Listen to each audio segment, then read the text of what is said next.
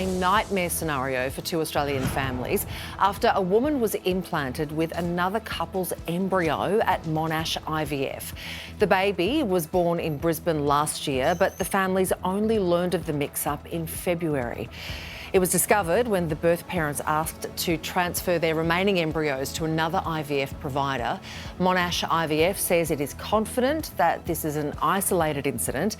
It's believed to be the first incident of its kind in Australia, and both families are reportedly considering legal action.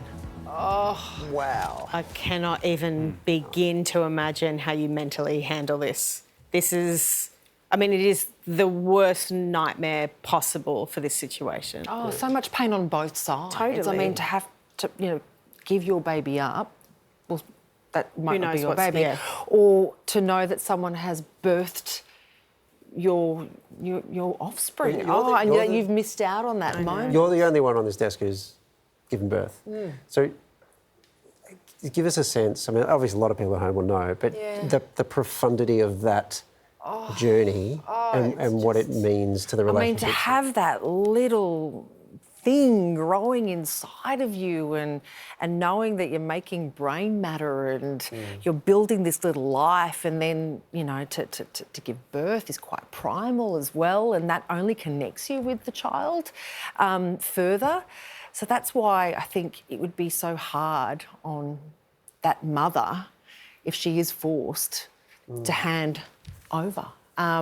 It would just be horrific. And then for the other family to miss out on that incredible experience. It's one of those things where there's clearly there's no solution. No winners. There are, however, a lot of questions that arise from it and what exactly you do. Not least what happens to the child now, where does the child stay? We've heard they're briefing lawyers, the two families. Just to get some clarity on this, we're joined by Greg Barnes, who's spokesman for the Australian Lawyers Alliance, who's been looking into this. Greg, I'm not asking you to decide a case that is about to happen, but how does the law begin deciding who this child belongs to? Well, in Australia, the family law system for ever and a day really has taken the view that it's the best interests of the child that come first. So you may have a number of parties here who have an interest in this matter and obviously an interest in this child and the child's welfare.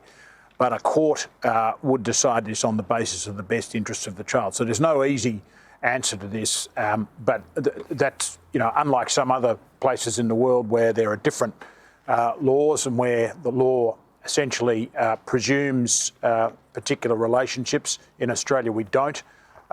And so it would be a matter for a court to determine unless the parties themselves can come to some form of resolution. But even figuring out best interests of a child in this, it's just so hideously complex. Could there be a scenario, for example, where the court says you're the parents of the child lives with you, but the other family gets, say, visitation rights or something like that? Is that like a possible scenario? Well, look, having a look at what's happened in the United States and some other parts of the world, that's certainly happened, but I wouldn't want to take any sort of guess. In fact, I was talking to a colleague of mine who's a very senior family lawyer, Silk, in Melbourne, and we were both chatting about the fact that this is really complex. I think it'd be very brave to make any call on the matter, given that this is not something a court deals with every day. But as I say, there have been cases in the United States mainly. In fact, I think the preponderance of cases have come from the US, and these matters have been examined by courts there. Obviously, no winners at all in this situation.